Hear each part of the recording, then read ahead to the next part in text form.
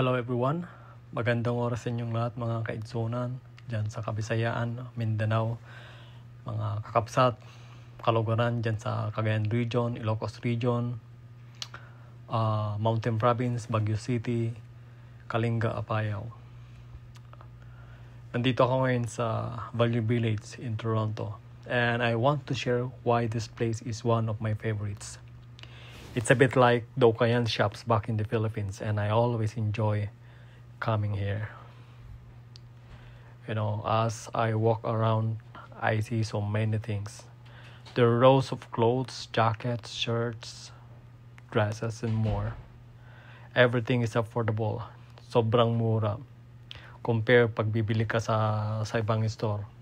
Lalo na yung mga may tatak. Sobrang mahal. And it's exciting to find something nice that doesn't cost much, you know. Kapag nagtitipid ka, punta ka dito. Makakamura ka talaga. So each piece of clothing has its own appeal. Makikita mo talaga yung mga gusto mo dito na items. And there's something for everyone. You see? I also stop by home good sections. There are all sorts of items here like kitchen utensils and decorations. You know, it's fun to look through everything because you never know what useful or interesting thing you might find.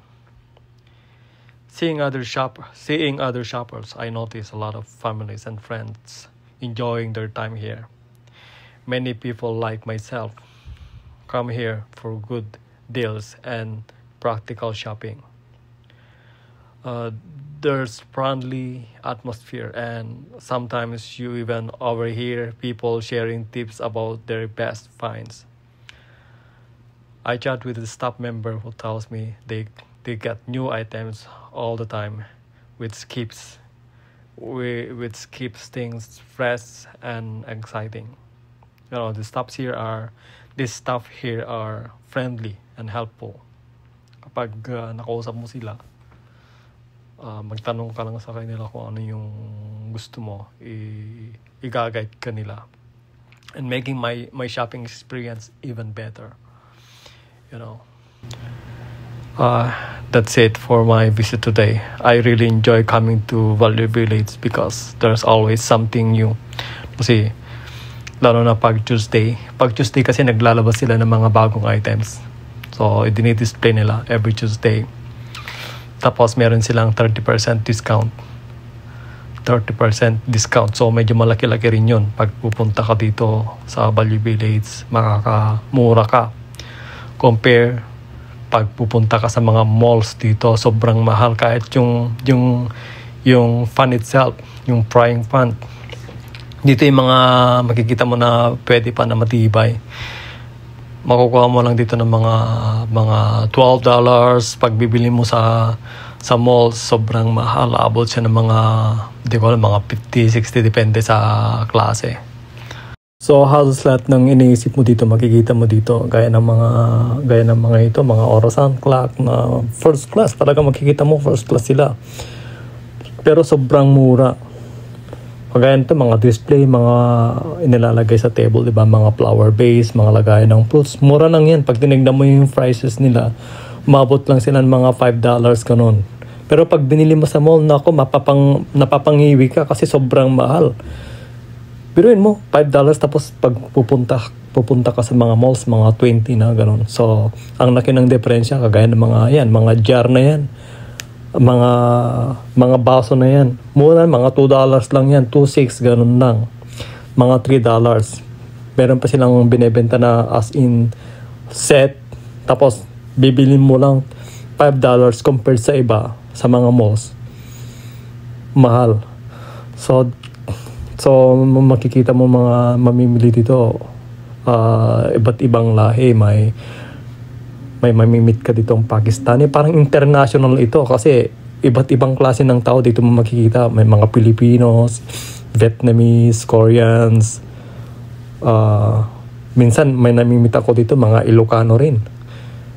Meron din akong namimit mga Bisaya. So halo-halo dito. So, napakasayang pumunta sa mga ganitong lugar kasi makikilala mo yung mga kababayan mo dito na dito rin sila napunta. So, ito yung version ng Ukayan doon sa Pilipinas. Sa Cagayan, ang style nila doon, kapag damit-damit lang. Sa Baguio naman, meron silang binebenta na puro sapatos, ang binebenta nila sa kabilang section, meron yung puro damit lang, puro jacket. Dito talagang halo-halo lahat makikita mo sa Value Village. May lutuan, kagaya to. Kita mo, yung fan, sinasampol ko kung matibay talaga. Hinahahampas ko, pero sobrang tibay. Talagang mapapawaw ka sa mura. So, dito puro fan dito yung binebenta dito sa section na to, sa area na to. Fan, meron yung lutuan, pero mura lang sila. So, sa kabila naman, makikita mo naman yung mga nakasulat sa taas. Merong books, housewares, di ba? So, sa dulo, doon mo makita mga bed sheets, lahat. Sa corner naman, dito mo makikita yung mga utensils, kutsara, tinidor. Ayan. Sa murang halaga.